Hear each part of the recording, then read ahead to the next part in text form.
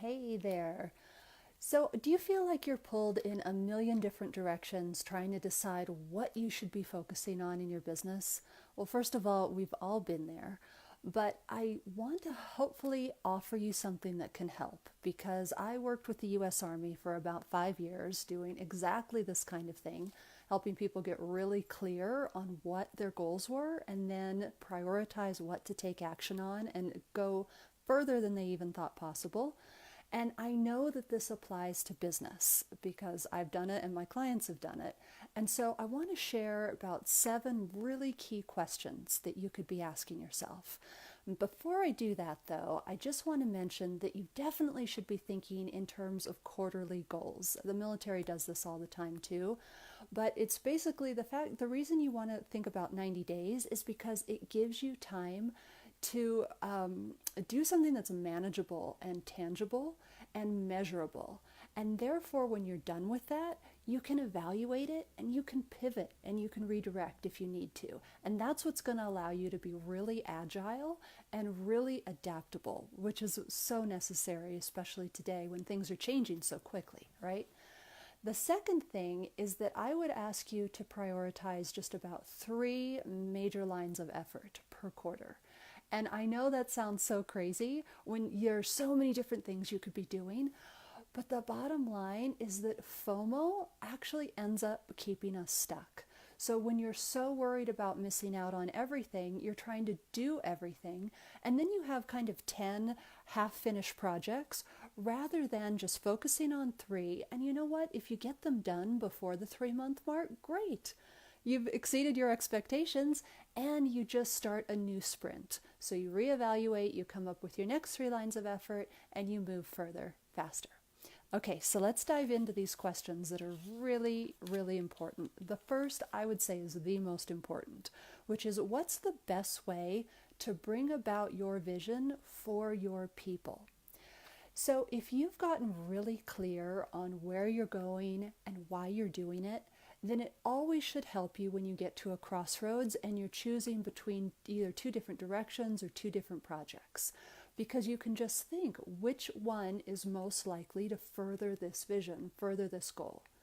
And then the reason I add for your people is because you're not trying to work for everybody. You're very strategically thinking about the people that will become clients, where they hang out, of course, as Maria said before, but also where they'd like to learn from you, what they like doing, and where they'd most enjoy bumping into you. Okay, the second question is, what does your mentor say? So make sure that you can get some mentors that actually know what's going on in your business. It's difficult. For instance, for me in this small town, I don't have any other entrepreneur friends. And so in the beginning, I was relying on a lot of online influencers to tell me what to do. The problem there is that they don't know about your business. And so it's really easy, again, this FOMO comes up, to listen to this person who says, oh, you really need to be focusing on Pinterest, or this other person that says, I have the perfect solution for you with LinkedIn. But what's going on for your business? And that's why you need mentors that can actually give you an overview and tell you what they think you should be focusing on, often what they wish they had focused on doing the same thing. Number 3 is this scalable and can you outsource it? And the reason that's important is because when you're starting something new, you also want to be thinking about the end goal. You want to be thinking about when your business grows and if it's something that you would be able to give away to somebody else to do. If not, then maybe it's not the right thing for you to be doing. Then again, maybe it is. But you just want to be cognizant of that. Like, don't rush into something without thinking it all the way through. Because if you're at a decision point between 2 things, that can often be the deciding factor. Number 4 is, what do you like doing? What are you curious about? Because that is going to transmit through everything you do. And so once again, if you're at a decision point, go in the direction of fun. Business, we can make it fun and we can make it enjoyable if we choose to.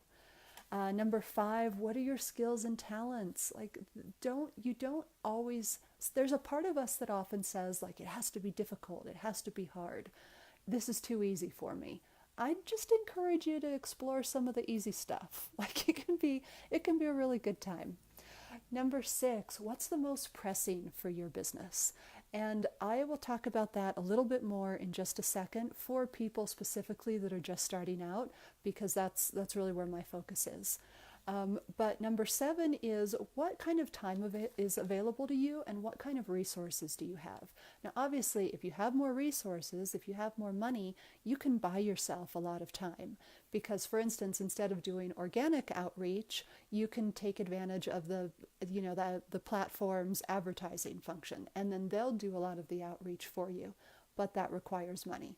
So what's your time available and what are your resources? Now, when you get to a decision point there, I have like a little down and dirty trick I'm going to show you using note cards.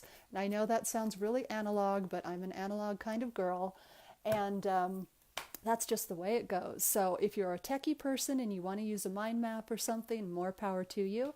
But this is what I was doing when I was starting my business. So first of all, you put a different category on each note card of what you think you would be doing, and you spread it around your office floor, and I'm about to show you a real example of this. And then around each of those note cards, you start putting different actions that you would have to take in order to accomplish that goal. And so they'll end up looking like little sunbursts. They're really cute, or little flowers. And what that will allow you to do is 2 things. It will allow you to see which categories are going to require a lot more effort because they're getting a lot more crowded. And then you're also going to be able to see where you can take things away to make something more possible. And that way you'll know exactly which things you should be focusing on. So here's just an example of what I did when I was starting my business. I'm going to flip the camera around like that. Like this. There, that's how I'm going to do it. So these are not the things I would recommend to new business owners, but I just want to give you an idea of how this works. So at the time, I didn't have a website. That was a priority, really important. So I could see that I needed copy. I needed photos. I needed to get some photos taken. I wanted a brand style guide so that then I could go into my website and just implement all the colors and fonts that someone else had suggested for me. And of course, I needed the tech, like I needed to figure out who would be hosting it and XYZ. So you can see that was a pretty easy one. It was kind of a no-brainer. But then I got into some other things, like I was looking over here at list building, and I really wanted a podcast. I knew I needed to spend some time studying still and learning more. And I also wanted digital products. So again, this is like, notice that I do not have anything about clients here. This is not what I would recommend to somebody starting out. But at the time, this is what I was thinking. So you can see when you stand back and you look at everything and see all the pretty sunbursts, that right away you can see that some are going to require more effort than others. So that's just a really fun trick you can do if you, if you feel like you are really at a decision point with time. Okay, now the last thing I want to bring up in terms of the stage of your business, like I mentioned before, oops, a little piece of hair sticking out there. There we go. So when you are beginning your business, it should be much, much simpler for you than later on. And this is why. In the very beginning, your sole focus should be getting clients, getting clients, getting clients. So think about, using those questions, the best ways for you to get clients. And the reason I say that is because you need to prove that your business is viable before you go wasting your time on so many other things.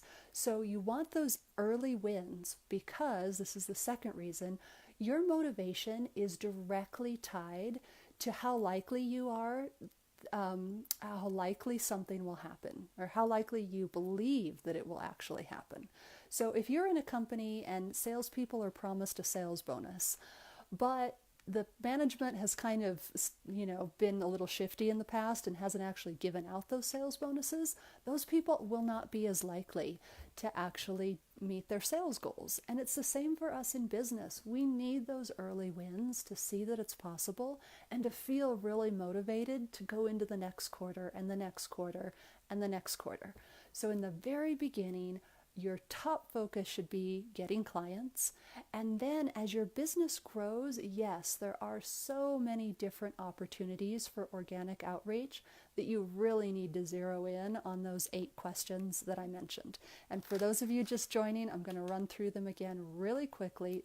First and most importantly, what's the best way to bring about my vision for my people? Number 2, what do your mentors say? Not online influencers, but somebody that actually, or hopefully more than one person that actually knows your business.